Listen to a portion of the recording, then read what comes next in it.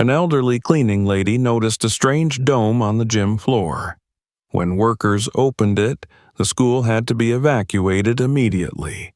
Subscribe and write where you're watching this video from. The city was still asleep when Martha Johnson stepped off the early morning bus, her worn work shoes tapping against the damp pavement. A thin mist clung to the quiet streets, diffusing the yellow light of the street lamps and softening the outlines of the shuttered storefronts. It was a scene she had walked through for nearly 3 decades, each day so similar to the one before that it felt as though time itself had slowed in this part of town. She adjusted the strap of her bag on her shoulder and glanced at the faintest smear of orange beginning to touch the horizon. Another day, another shift before anyone else arrived, before the laughter of children, the pounding of basketballs, or the echo of sneakers squeaking on polished floors. This was her time, her domain, the calm before the world woke up. The sports complex stood ahead, a hulking shape in the fog, its metal siding dull with age. She reached the staff entrance and dug out the heavy ring of keys that had been hers for so long, each one worn smooth by years of use. The sound of them clinking together echoed faintly off the steel door. She found the right key by touch, slid it into the lock, and felt the familiar resistance before it turned with a reluctant click. A rush of cool, still air greeted her as she stepped inside, carrying the faint scent of floor polish, old varnish, and the ever-present trace of chlorine from the pool down the hall. She flipped the switch just inside the door, and one by one the overhead lights flickered to life in a wavering wave that pushed back the shadows. Her footsteps rang in the empty corridor, the sound bouncing off cinder-block walls painted in a muted cream decades ago. She passed the trophy case with its dusty collection of gleaming gold figures frozen mid-leap or mid-swing, relics of the countless games and meets held here over the years. Her eyes, as always, took in every detail without conscious effort. She knew this building's rhythms the way a sailor knows the sea.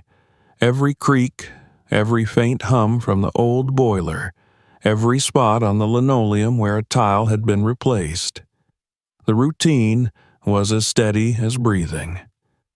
She made her way to the janitor's closet to drop off her bag, then began her customary circuit, checking the locker rooms first, the hall leading to the weight room, and the vending machines in the small lobby. All was as it should be, quiet, clean, undisturbed. There was a stillness in these pre-dawn hours that she cherished, a sense of the building existing in a suspended moment before the energy of the day rushed in to fill it. Eventually, she arrived at the double doors leading to the main basketball gym. She reached for the handles, noticing, as always, the faint wear on the metal where countless palms had pushed them open.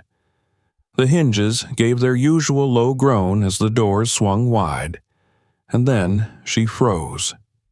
Her mind, so accustomed to the sight of the gleaming court stretching out in flawless lines before her, struggled to process what she was seeing.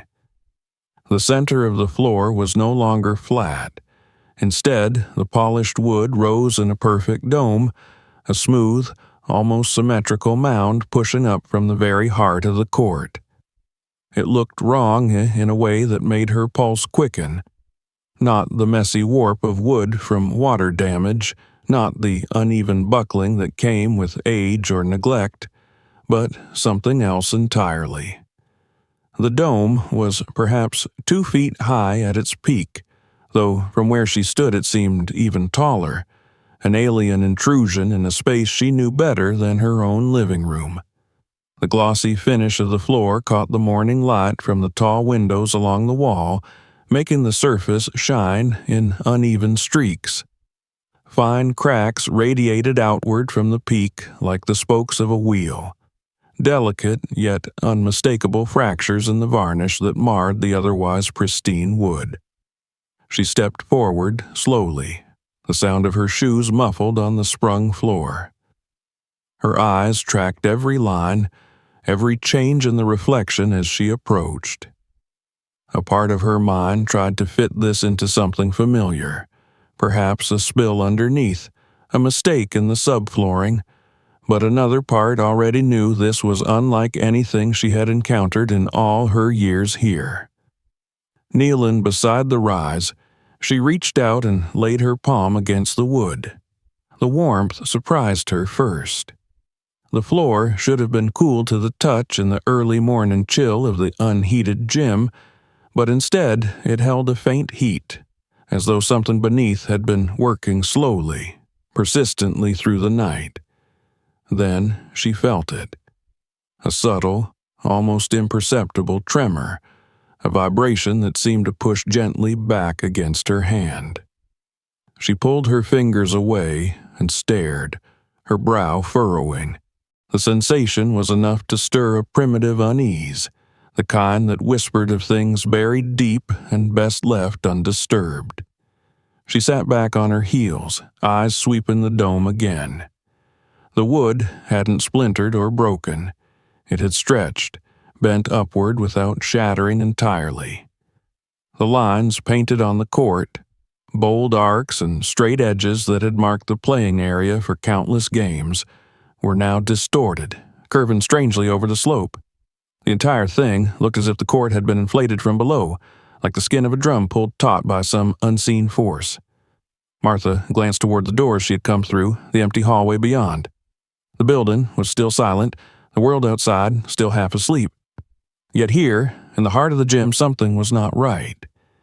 She lingered there for a long moment, her mind already turning over possibilities, reaching for explanations, but finding none that made sense.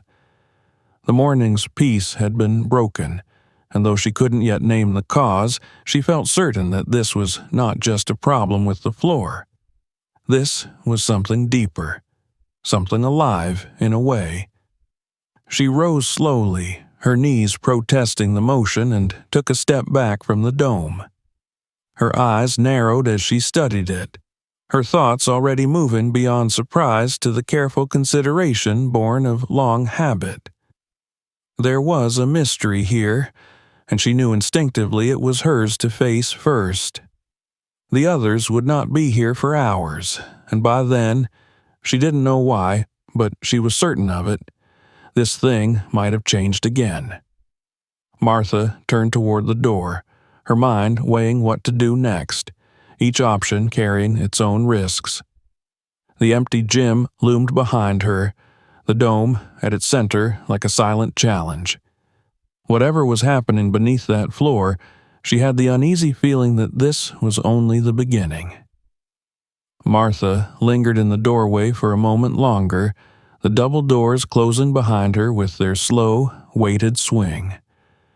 The image of that unnatural dome still pressed against her mind, vivid and unshakable. She had been here long enough to know that the building spoke in its own language, and over the years she had learned to read its signs. A warped tile, a smell of mildew, a faint gurgle in the pipes. Each was a word, a phrase in that language. But this was something else entirely, something the building had never said before. She felt an uncomfortable prickle along the back of her neck as she headed down the side hallway toward the maintenance wing. The first order of business, she told herself, was to rule out the obvious. Problems in buildings usually had simple causes: a water leak, a burst pipe, a sag in the foundation. She entered the narrow maintenance room, the familiar smell of machine oil and dust greeting her. The metal shelves lined with supplies and equipment stood in their orderly rows, each item in the place she had kept it for years. She moved straight to the water control panel, running her eyes over the gauges. The pressure readings were normal, no signs of sudden spikes or drops. She tapped one of the dials lightly, a habit from long ago, but the needle stayed steady. Next came the heating system. She crouched by the old boiler, feeling the heat radiating from it in the usual way. The pipes that ran up the wall hummed softly with the movement of hot water. There was no burst, no hiss, no rush of steam. That, at least, was a small relief. She made her way to the electrical cabinet, flipping open the heavy panel to inspect the breakers. All were intact. There was no telltale whiff of burned insulation, no scorch marks. The normalcy of it all only deepened her unease. If the systems were fine, then what was forcing the quartz surface upward like that? Martha closed the panel and leaned her hands against the cool metal for a moment, staring at the concrete floor. Her mind worked back to the blueprint of the building she had seen once, years ago, when a renovation team had come through. It had been tucked away somewhere in storage. The memory nagged at her. Something about the gym being built over an older foundation, something that hadn't quite matched the rest of the complex. She left the maintenance room and went to the storage area at the end of the hall, her footsteps echoing in the stillness. The storage room was cluttered, as it always was, with old chairs stacked in awkward piles, bins of tangled extension cords, and cardboard boxes filled with forgotten supplies. She ran her fingers along the shelves, past a rolled-up wrestling mat and an ancient mop bucket, until she found a long cardboard tube sealed at one end. The tape was brittle, and it cracked as she peeled it away. Sliding the contents out, she revealed a curled set of large, yellowed papers, the original plans for the sports complex. She cleared a space on a nearby table and carefully unrolled the sheets, using a couple of paint cans to hold down the corners. Her eyes scanned the bold lines and precise annotations, the hallways and rooms rendered in neat architectural hand. And there it was, the gymnasium section, its perimeter drawn in thick black, but beneath it a faint dotted outline marked something else. An older structure. She traced the outline with her fingertip, reading the faded notes. Original industrial foundation, substructure sealed 1954. She leaned closer. There was even a small notation that made her eyebrows rise. Lower chambers, filled, concrete seal. Lower chambers, sealed. The words tugged at her in a way she didn't like. The light from the small dusty window shifted as the sun rose higher, and she realized she had been in the storage room longer than she thought. She rolled the plans back up and set them carefully aside, her mind already circling the question, what exactly was down there beneath the gym floor, and could it have anything to do with what she had just seen? Returning to the gym, she slowed as she neared the doors, almost unwilling to look again. When she finally stepped inside, the breath caught in her throat. The dome had grown. Not dramatically, but enough for her trained eye to notice instantly. The peak now seemed more pronounced, its smooth curve a little higher than before. The cracks in the varnish had deepened ever so slightly, and when she walked closer, she thought she saw one of them quiver faintly, as if something inside had shifted. She crouched again, placing her palm against the surface. The warmth was still there, but now it felt different, stronger, and beneath it, a sound, so faint she wondered if she imagined it. A low, muffled rhythm, irregular and distant, almost like a heartbeat swallowed by the earth. She pulled her hand back quickly, her fingers curling into a fist without her willing them to.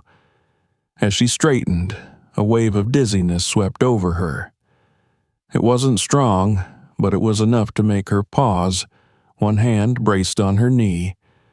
She swallowed, tasting something metallic on her tongue. The air in the gym felt heavier than before, dense in a way she couldn't quite describe. Her instincts were starting to whisper things she didn't want to hear, about gases, about things that could seep unseen into the air and fill a space until it became dangerous just to breathe. She turned and walked slowly toward the doors, glancing back at the dome one last time before stepping into the hallway. The quiet no longer felt peaceful. It felt like a held breath, as if the building itself was waiting for something. And, for the first time that morning, Martha began to wonder if she might be standing at the edge of something much larger, something she wasn't supposed to find. When she reached the janitor's closet, she leaned against the doorframe, staring at the rows of brooms, mops, and buckets. Her mind was already moving ahead, making lists, weighing options. She had seen enough to know this wasn't going to resolve on its own. She didn't yet have a name for the problem, but she had a feeling she was about to find out, and the thought left her with an unease that clung to her like the damp morning air.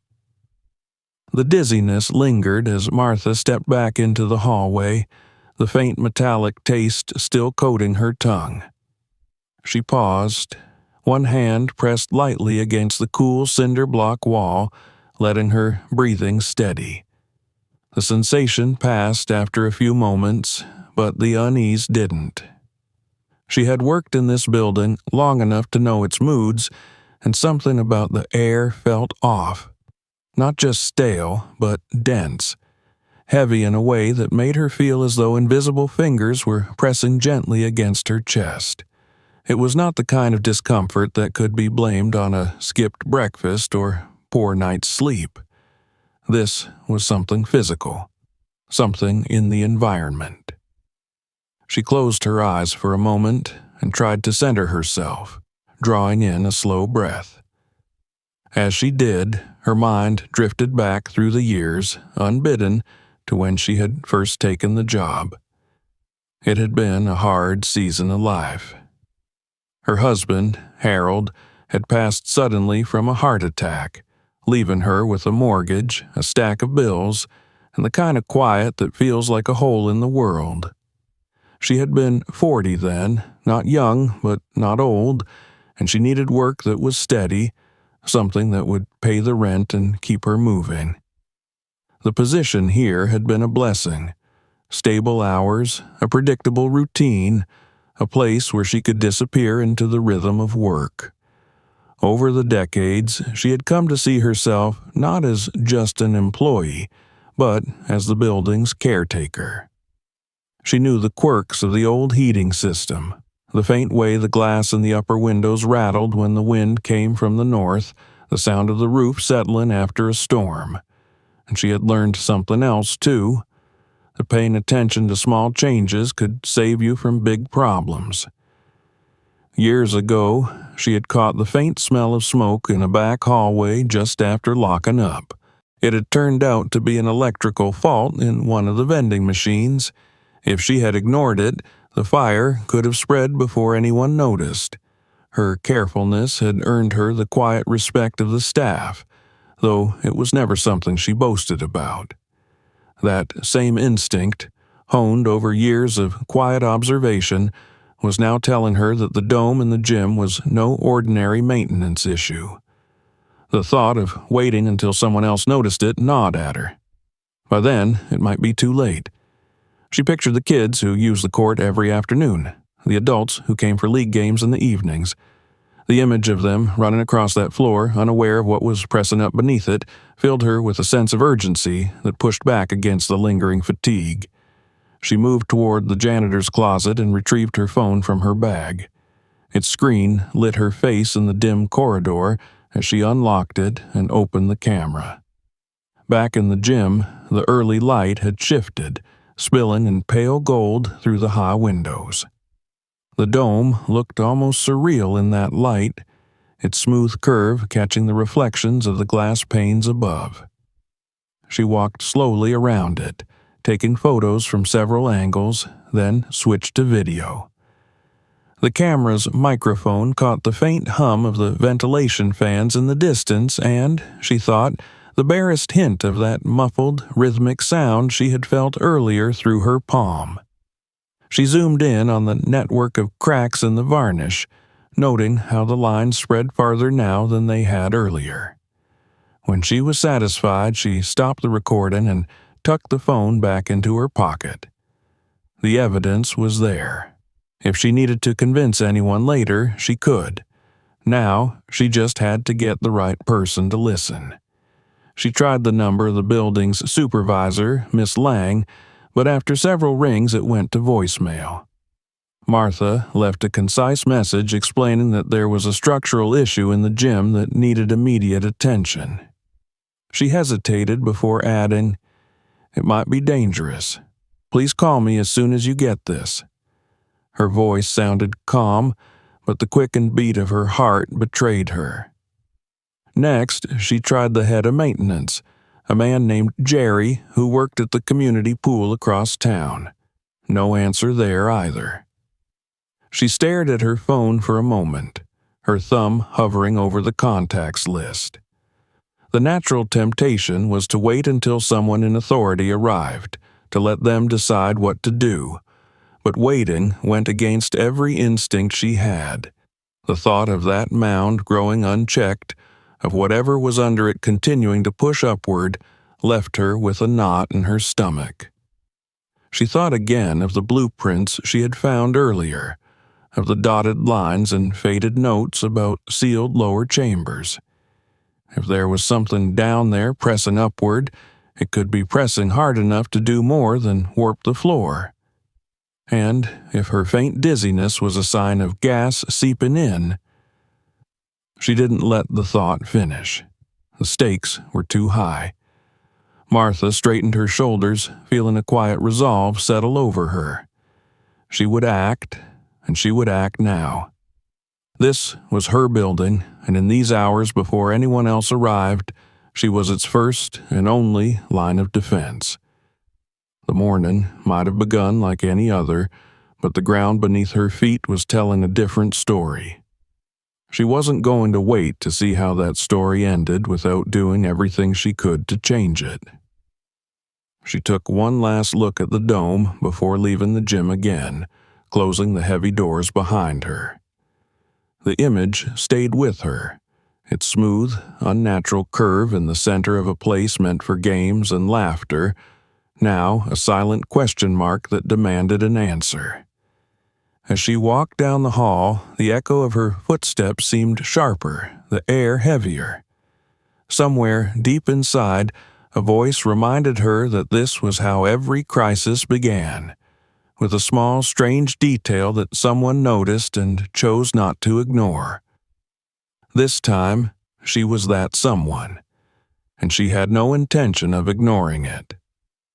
The moment she stepped out of the gym and into the hallway again, Martha felt as if the air around her had grown heavier still, pressing against her skin in a way that made her uneasy. It was subtle, almost imperceptible, but she noticed it. Years of walking these halls at dawn had sharpened her awareness of the smallest changes, and this was not her imagination. The faint dizziness from earlier was returning, creeping up on her in waves. She could taste the metallic tang again, a whisper of something she knew did not belong in clean air. Whatever was happening under that floor, it wasn't just about warped wood or shifting concrete. There was something in the air now, and she couldn't shake the thought that it was getting stronger. Her mind was already cycling through possibilities, though she knew she was guessing in the dark. The dome's warmth, the vibrations, the subtle sound she thought she'd heard, it all suggested movement, pressure, maybe even a force trying to escape. And if that force was accompanied by some kind of gas, then every second she spent hesitating could be dangerous. She needed answers, not just theories, and she needed them now. She headed to the maintenance closet again, this time with a clear purpose. In the far corner, behind a stack of unused plastic chairs and a bin of tangled extension cords, sat an old gray case coated in a thin layer of dust. She remembered when it had first been brought in almost a decade ago, part of some city safety program meant to equip public buildings with basic hazard detection tools. The case had been rarely used. No one expected a sports complex to need it, but Martha had made sure it was kept in working condition. It was one of those habits she'd never abandoned, the kind that often seemed unnecessary until the day they weren't. She slid the case onto the floor and flipped the latches open. Inside lay the portable gas detector, its once bright yellow casing dulled by time but otherwise intact. She lifted it out carefully, feeling its familiar weight in her hands. A small battery check showed it still held a charge. She switched it on, and the screen blinked to life, its digital numbers flickering before settling to 0. The hum of the device was low, almost comforting, like the purr of a machine that was ready to work. Carrying it back toward the gym, she felt her pulse quicken. She wasn't entirely sure what she hoped or feared to see on the display, but she suspected the truth would not be comforting. The gym doors opened with their familiar groan, and once again the strange sight of the dome met her.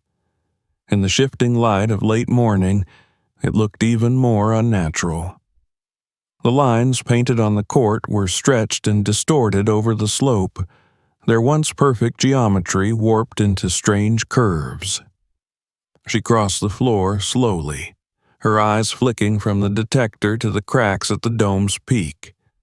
The closer she got, the more she thought she could detect that faint, steady vibration again, a pulse that seemed to rise from deep within the ground. She crouched down and held the detector near one of the narrow splits in the varnish. At first, the screen stayed still, the 0 unmoving. Then, the device emitted a sharp, quick chirp, and the numbers began to climb. Not by much at first, 5, 12, 20, but steadily, uncomfortably, until the display flashed red and the chirping became a shrill, continuous alarm. The sound echoed across the empty gym, making the place feel even larger, more hollow. She knew enough to understand what the numbers meant. The gas concentration in this air pocket was well above safe levels. The fact that she was already feeling lightheaded told her that whatever was seeping out from under the floor wasn't dispersing fast enough in the still air of the building. She pulled the device back and stood, her throat dry, her mind tightening around a single word: methane. Methane was odorless, invisible, and dangerously flammable. In enough concentration it could turn a room into a bomb waiting for a spark. One flip of a light switch, one arc from faulty wiring, and the whole gym could erupt in an instant. She looked up at the tall windows, sunlight spilling through, and imagined the shockwave breaking every pane, the fireball swallowing the court in a heartbeat. Her breath quickened, but she forced herself to remain steady. Panic would only waste precious time. She turned her gaze to the far wall and noticed something she hadn't before: a hairline crack running vertically along the base of the structure, almost hidden in the shadow cast by the bleachers. It was thin, but it extended from the floor up toward the lowest bench. She walked over, stepping carefully, and crouched to examine it. The crack was fresh. The paint along its edge was still flaking in tiny curls, and there was a faint draft coming through it, as if the building itself was exhaling. She reached out, holding her palm near the fissure, and felt the same faint warmth she'd sensed on the dome. The reality of it settled over her like a weight. Whatever was happening below was not just pushing upward, it was straining outward too, pressing against the very bones of the building, and the gas was not confined to that single point in the center of the floor. It was finding other paths, searching for ways to escape. Martha backed away, her mind moving quickly now. She needed to think not just about what was happening, but about what could happen next. If the pressure increased, the cracks could widen. If more gas filled the gym, it could spread to adjacent rooms. If someone walked in and turned on the scoreboard or even a radio, the risk would multiply. She could no longer treat this as a curiosity or even a maintenance issue. This was a hazard, imminent and potentially deadly. Standing alone in the vast, silent gym, she realized how easily this could be dismissed by someone who didn't understand the signs. The dome might look odd, but not everyone would see danger in it. They'd think it was just warped flooring, maybe caused by humidity. They'd open the doors, bring in the teams, switch on the lights, and by then it would be too late. She couldn't let that happen. Her eyes returned to the dome, to the subtle rise and fall of the light across its surface. She swore it seemed slightly higher again, even in the short time she had been there. She imagined the slow, relentless force beneath it, pressing upward inch by inch, carrying with it a trapped, invisible danger. The thought chilled her, even as the air seemed to grow warmer around her. With the detector still in her hand, its alarm now silenced but its screen still flashing danger, Martha turned and made her way back toward the doors. Every instinct told her that the time for quiet observation was over. She had seen enough, measured enough, and felt enough to know that something had to be done before anyone else set foot on this floor. As the heavy doors swung shut behind her, she thought again of the long years she had spent tending to this place, keeping it clean, keeping it safe. This morning had been like no other, and though she had no way of knowing just how deep the trouble went, she did know one thing with absolute certainty. If she didn't act, no one else would in time. And if she didn't, this building, and the people who filled it every day, might not see another sunrise. The sound of the gym doors closing behind her felt final, as though she had stepped over an invisible line between knowing and acting. Martha moved quickly down the corridor, the gas detector still in her hand, its warning lights blinking like a silent accusation. She had always believed in solving problems quietly, fixing things before anyone else had to notice, but this was different. The numbers on the screen had burned themselves into her mind, and the thought of that odorless, invisible gas continuing to build inside the gym made her chest tighten with more than just anxiety. She needed help, and she needed it now. She reached the janitor's closet and set the detector gently on the counter, almost reverently, as though it were a fragile truth she had to protect.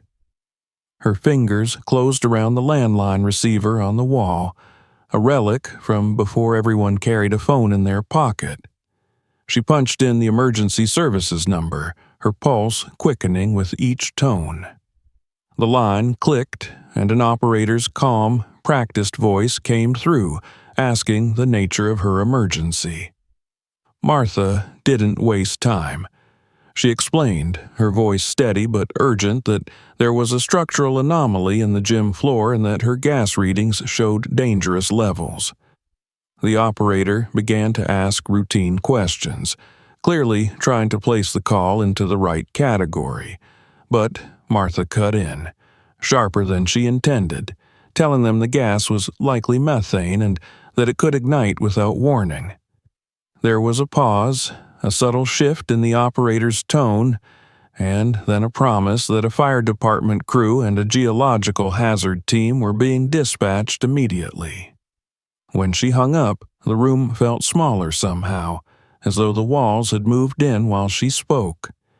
She knew she couldn't just wait for the professionals to arrive. There were steps she could take now, must take, to make sure no one wandered into danger. She pulled the ring of keys from her belt and walked quickly back toward the gym, each echoing step carrying her closer to that silent, growing threat. The doors stood closed, but she locked them now, sliding the heavy bolt into place before hanging a laminated sign on the handle. Closed for maintenance, do not enter. It was the kind of sign that usually made people grumble but comply.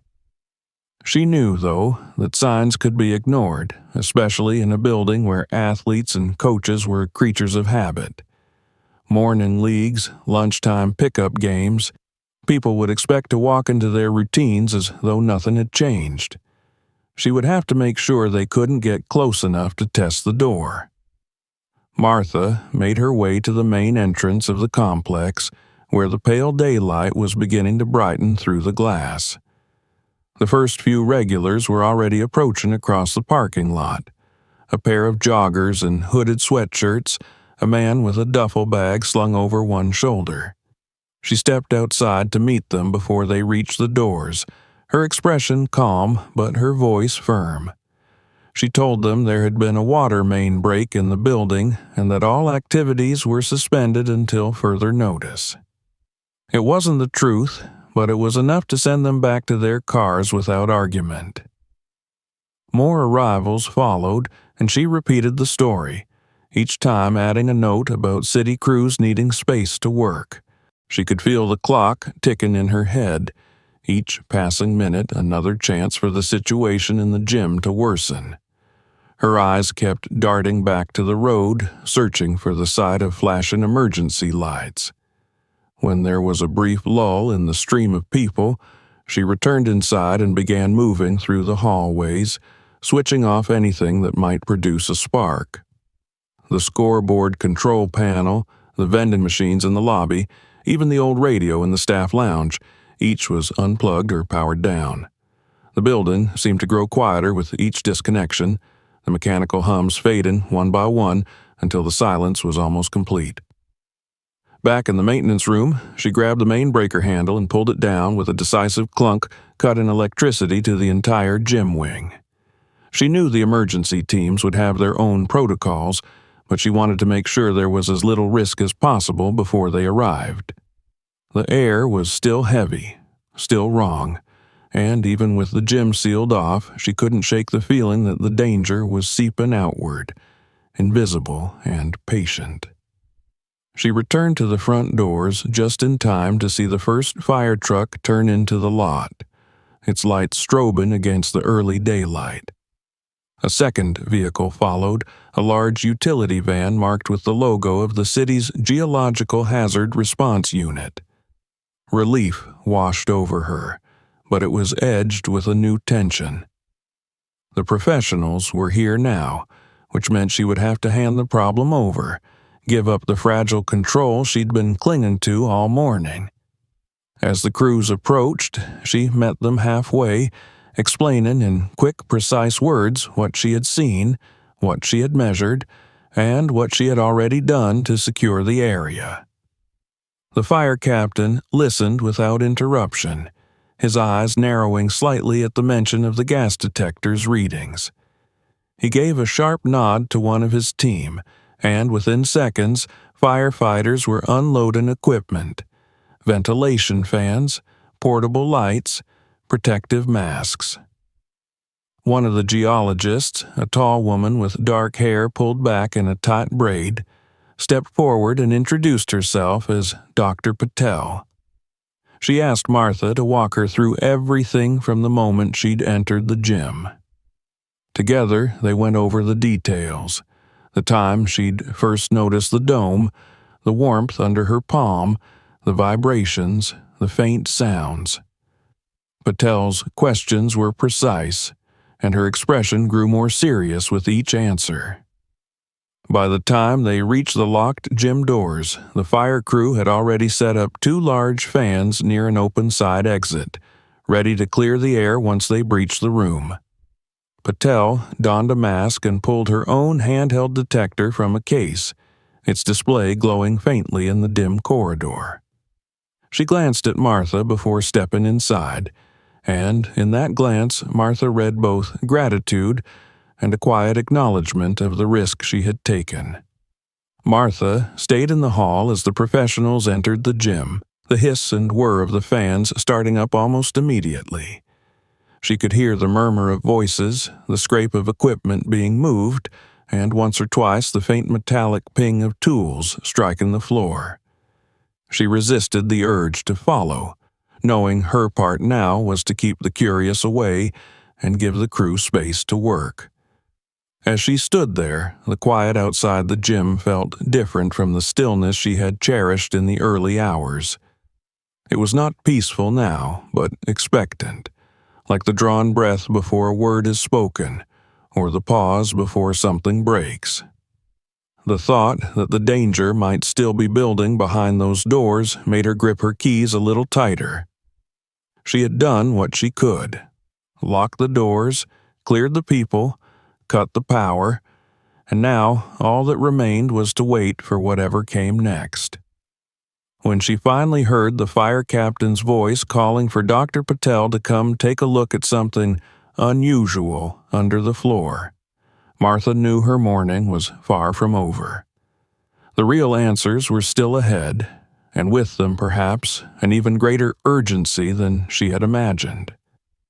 The call from the fire captain to Dr. Patel seemed to shift the air in the hallway.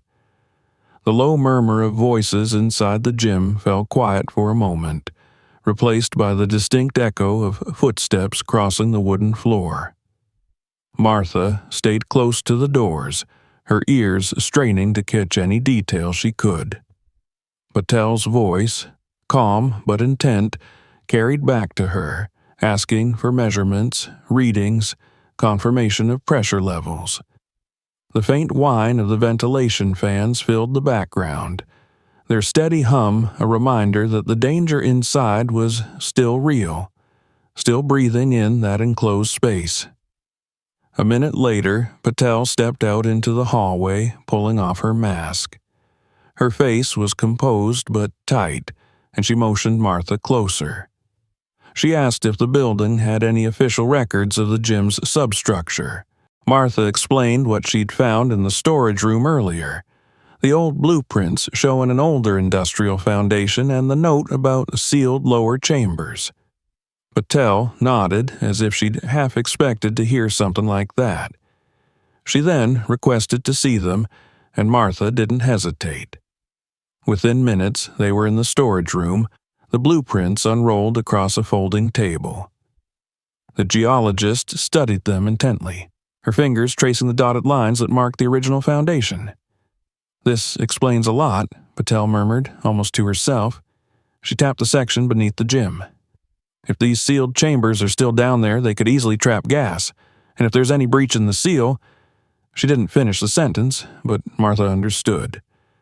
The slow push from beneath, the warmth, the vibrations, it all pointed to something pressing upward through the years of concrete and wood, seeking release. They returned to the gym together. The firefighters had pulled part of the bleachers away from the wall, revealing the hairline crack Martha had noticed earlier. Now, under brighter, portable lights, it was clear that the crack wasn't just in the surface paint. It ran deep into the structure, jagged and raw at the edges. One firefighter held a small probe against it, his meter chirping with steady beeps. "Methane," he confirmed to the captain, the reading high enough to earn a sharp glance between them. Patel moved to the center of the floor, crouching over the dome. She ran her detector again, and the numbers jumped almost immediately. The fans were helping to keep the levels down in the open air, but near the cracks the concentration was still dangerously high. She called over one of her team, who carried in a ground-penetrating radar unit. The device, mounted on a small cart, was rolled slowly across the dome's surface. On a nearby tablet, the live scan took shape, gray and white patterns forming into distinct layers beneath the gym. The concrete slab of the foundation was easy to identify, but directly under the dome, something interrupted the uniformity. A massive, irregular object denser than the surrounding material. "What is that?" the captain asked. "A boulder," Patel answered without hesitation. "Granite, most likely, bigger than a car, and it's moving." Martha felt her stomach drop. The idea of something that size pressing upward through solid concrete was staggering. She pictured it in her mind, buried deep for decades, maybe centuries, now forced into motion by a power she couldn't see. Patel straightened, her voice carrying the authority of certainty. The gas is trapped beneath and around it. The pressure is forcing the boulder up like a piston.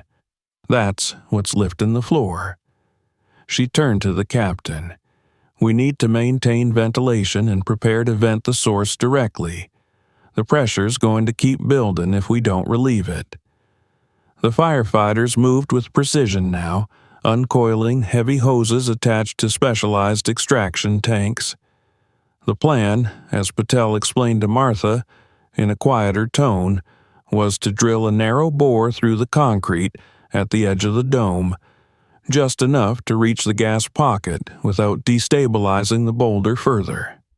The process was delicate.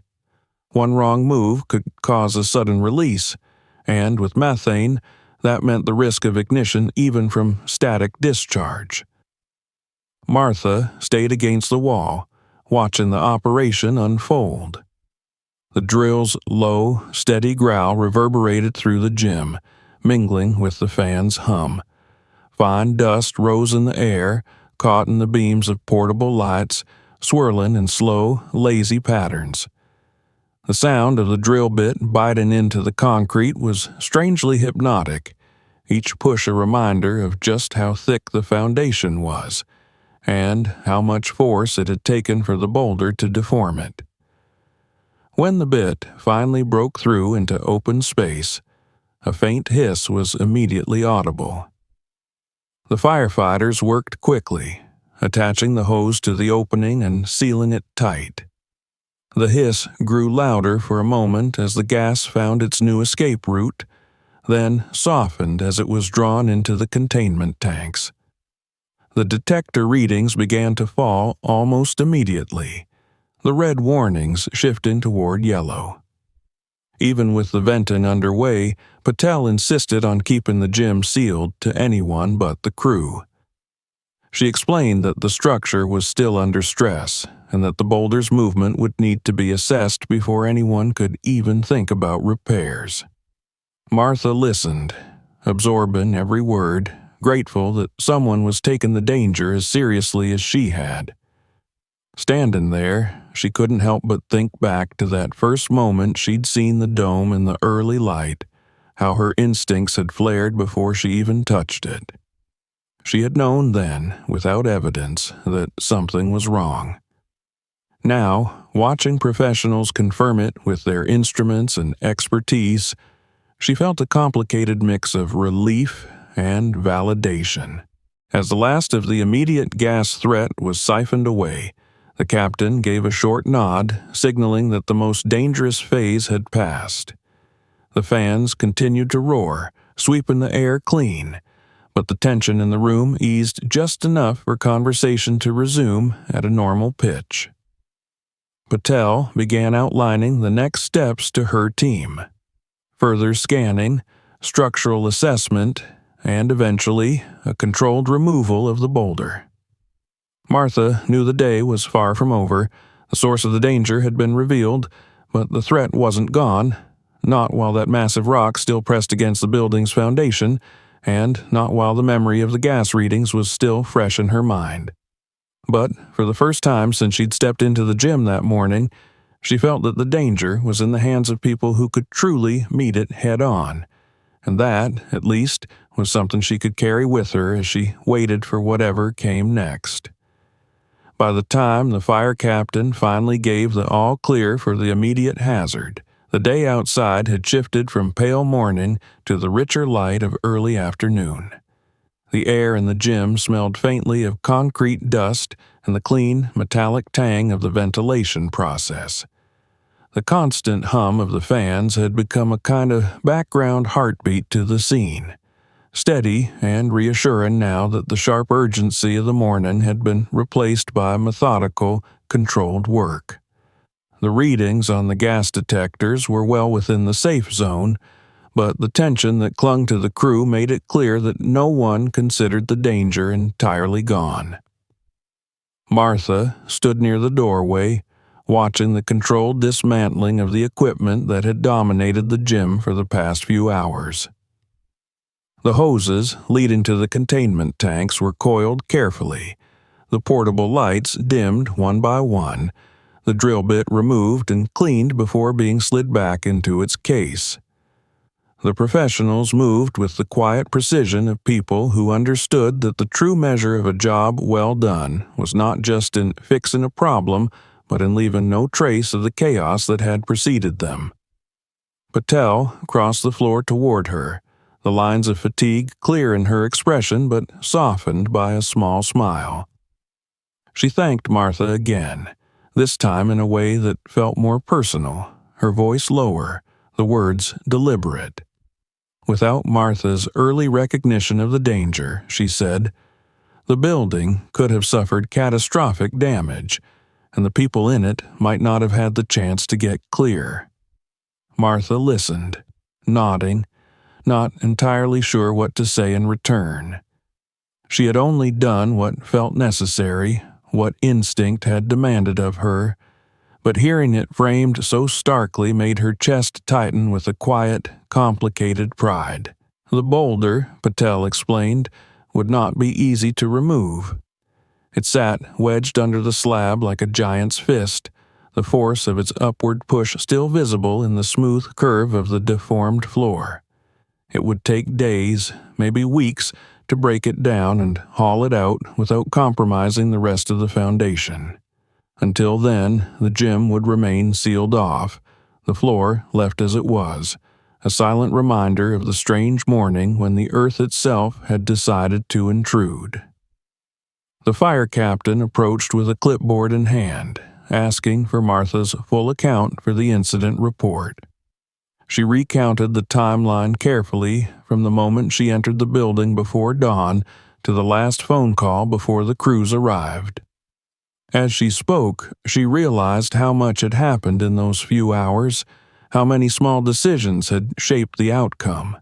The captain wrote quickly, nodding at certain details underlining others. When she finished, he shook her hand firmly and said that not many people would have been as observant or as decisive under the same circumstances. It wasn't until she stepped outside into the sunlight that she saw the local news van parked at the far end of the lot. A reporter was speaking into a microphone, the sports complex behind her framed neatly in the shot. When she noticed Martha, she approached with a cameraman in tow, introducing herself and asking if she would be willing to speak on record about the events of the morning. Martha hesitated. She was not one for the spotlight, not someone who sought attention for her work, but she thought of the quiet hours she'd spent alone with that rising dome, the knowledge she'd carried before anyone else even knew there was a problem, and she decided that telling the story might be a way to make sure others took such signs seriously. She kept her answers simple, focusing on the facts. The strange shape in the floor, the warmth, the vibration, the use of the gas detector, the calls she made. She spoke of the importance of trusting your instincts and acting quickly when something feels wrong. The reporter nodded, clearly pleased, and thanked her before turning back to the camera. Martha stepped aside, relieved to let the attention shift back to the building itself. Later, in the quiet of her small apartment, she watched the evening news and saw her own image on the screen. The anchor called her the vigilant custodian who prevented a possible disaster. She listened to the footage of Patel explaining the geological anomaly, of the captain describing the response, and she felt that same mix of pride and humility. It wasn't about heroics, she thought. It was about doing your job with care, about noticing the details that others might pass by. A week later, at a small ceremony in the city council chamber, the mayor presented her with a framed certificate of recognition. There were polite applause, handshakes, and photographs she suspected would end up in the local paper. Martha smiled for them, accepting the thanks with the same quiet demeanor she carried into her work. When it was over, she returned to the sports complex, the familiar keys jangling in her hand. The gym was still closed, the doors locked, the warning signs in place. She stood in the empty hallway for a long moment before unlocking a smaller storage room and beginning her usual rounds. The building was calm now, the air clear and fresh, the faint hum of the systems returning to their normal rhythm. Yet, when she passed the gym doors, she slowed, resting her hand on the cool metal. She thought of what lay beneath the floor, of the immense boulders still waiting to be removed, and of the invisible pressure that had built for who knew how many years before, revealing itself in a single morning. As she walked on, she found herself reflecting on the nature of such threats. They didn't announce themselves with loud alarms or flashing lights.